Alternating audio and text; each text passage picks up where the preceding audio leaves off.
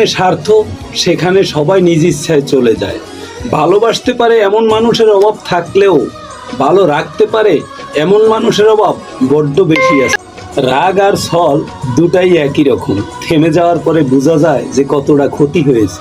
কষ্টে থাকা মানুষগুলো আমার মতো সবসময় একটু হাসি বেশি খুশি থাকে, কারণ কষ্টটা ভুলে থাকার জন্য। বিশ্বাস করেন, প্রতিটা ভালোবাসাই সুন্দর হতো যদি সেখানে স্বার্থ ছাড়া ভালোবাসা থাকতো। সম্পর্ক তখনই সুন্দর হয় যখন একজনের না বলা কথাগুলা অন্য কেউ সুন্দরভাবে বুঝতে পারে। যেই শাসনে ভালোবাসা পাওয়া যায় না সেই শাসনে সম্পর্ক তো নষ্ট হতে শুরুই করেনি। সম্পর্ক শুরু হইলে অবহেলা শুরু হয়, ব্যস্ততার জগৎ শুরু হয়, কমে যায় গুরুত্ব, বেড়ে যায় দূরত্ব। ততটা সময় ভালো আর খুশি থাকবে যতটা সময় তুমি দিতে থাকবে, কিন্তু তোমার চাওয়া কিছুই থাকবে না। যখন তুমি কিছু চাইতে যাবে তখন থেকেই কষ্ট পাওয়া শুরু হবে। চাইলেও আজ বলতে পারি না কতটা ভালোবাসি তোমাকে, কারণ সম্পর্কের মাঝে দূরত্ব হয়ে গেছে অনেকটা। জীবন বদলাতে সময় লাগে না, কখনো কখনো সময় বদলাতে সারাটা জীবন লেগে যায়। প্রত্যেকটা ভালোবাসার মানুষকে বলি, ধৈর্য ধরো, মনটাকে শক্ত রেখো। সময় সর্বদা একই অবস্থায় থাকে না, খারাপ সময়ের পরেই ভালো সময় আসে।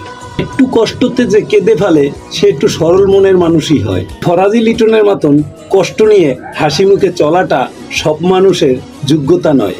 একটা সম্পর্ক দুজনার সুন্দর করে শেষ করে দেওয়া পারাটাও এক ধরনের ব্যক্তিত্বের প্রকাশ। এখানে বহুদিন পর দেখা হলেও অন্তত দুজনকে মুখ ফিরিয়ে নিতে হয় না। মানুষটা নিজের সাথে না হোক অন্যের সাথে তো ভালো আছে, এটাই বাস্তবতা। ভুল ট্রেনে উঠে পড়লে যখন পরের স্টেশনে নেমে যেতে হয়, জীবনে ভুল মানুষ আসলে তার থেকে বিদায় নিতে হয়। নয়তো তুমি যতই দেরি করবে তোমার ফেরার পথ ততই দীর্ঘ হবে, তখনই মানুষটাকে ভুলতে কষ্ট হবে। পৃথিবীর সকল মানুষই কারো না কারো জন্য সঠিক মানুষ, সুতরাং তোমাকে চিনে নিতে হবে তোমার জীবনে সঠিক মানুষটা কে। প্রকৃতির হিসাব আমাদের থেকে একদম আলাদা।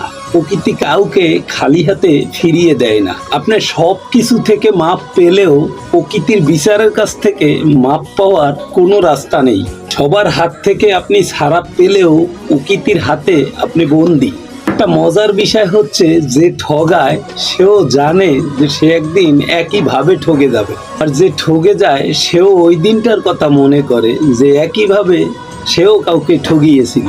এই ঠগে গেলে আমি ফরাজি লিটনের মতন কেউ আফসোস করতে নেই, ওকে ঠগাতে পারলেও বাদশা মনে করতে নেই, কারণ পৃথিবীতে ঠগানো বা ঠগার অনিশ্চিত কোনো হিসাব নেই। মানুষটার কাছে তোমার বিন্দু মাত্র দাম নেই, সেই মানুষটার কাছে বারবার গিয়ে অপমান হওয়ার চাইতে একেবারে সরে আসাটাই ভালো। আমরা যাকে ভালোবাসি তার প্রতিটা অনুভূতি ইচ্ছার মালিক হতে চাই।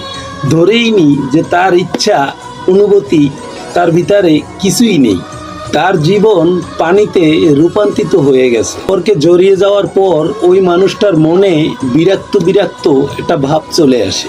হ্যাঁ, আমিও বদলে গেছি সময়ের সাথে তাল মিলিয়ে।